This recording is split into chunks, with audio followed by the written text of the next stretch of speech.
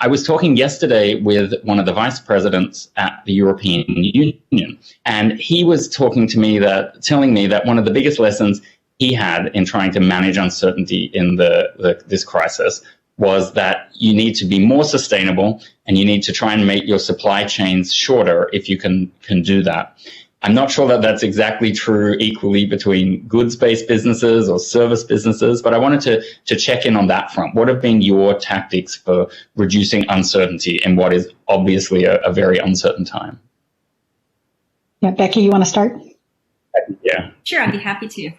So I'd say first, we've tried to flip that question on its head, because while we do work closely with putting, people to work around the world, we work with a lot of clients and customers, in the various countries as well. And one of the things we've faced this exact question, by the way, like, how do we navigate this kind of uncertainty? How do we build resilience? And we've encouraged them to flip that question on its head. How do you prepare for the new next? Because guess what? Everybody's talking about skills moving at the pace of technology prior to the crisis. Where we're living it now. And so it's really a mindset change of how do you prepare for the new next. And I encourage my organization now, we don't talk about the new normal, because what is new normal? It's about new next. And guess what? There'll be another new next after this one. And so I think it's the mindset shift of, okay, what is your true north in the midst of change? And what we've held to and what we've encouraged our clients to hold to is, what was your original purpose and what are your values? We've all had to make some very challenging decisions. What do we invest in? How do we keep people working during this crisis? And what has been our true north is our purpose and our values, which again is to find people meaningful and sustainable employment.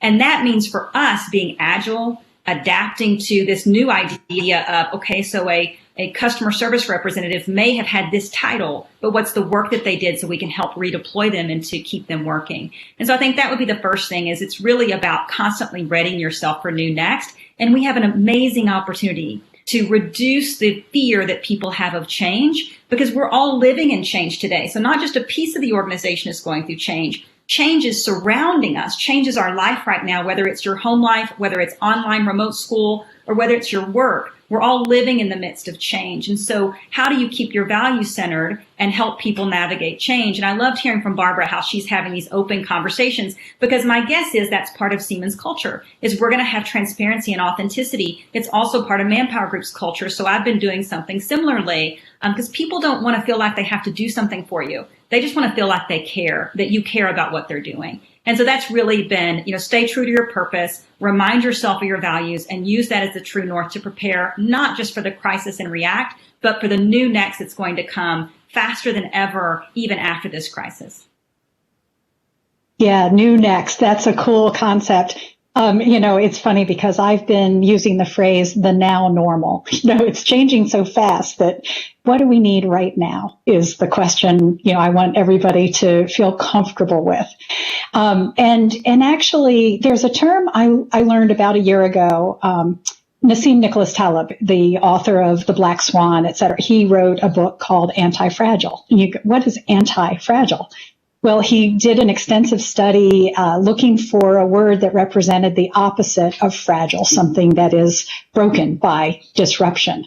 And he found there's no language in the world with the word. We can talk resilience, we can talk about recovery, but those are all about sort of maintaining the status quo. And he asked the question, what about things that get stronger from disruption?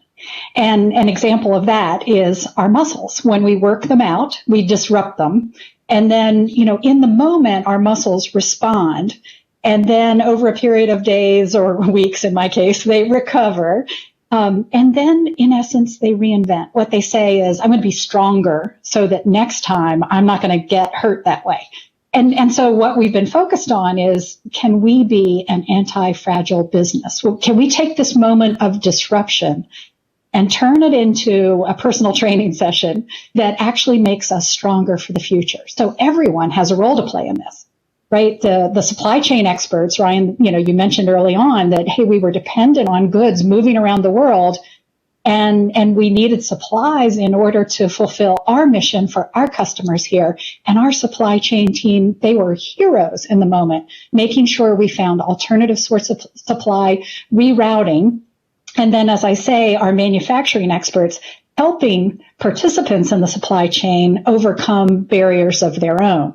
These are the kind of things that can get us to be anti-fragile. And I've been sharing one concept that I think could be very valuable for the future. At Siemens, we are experts in industrial questions, and we're familiar with today's tools, which a lot of people may not even be aware of. And one I'll call the digital twin. You'll hear it discussed all over the place as how can we use digital tools today to help in manufacturing resilience.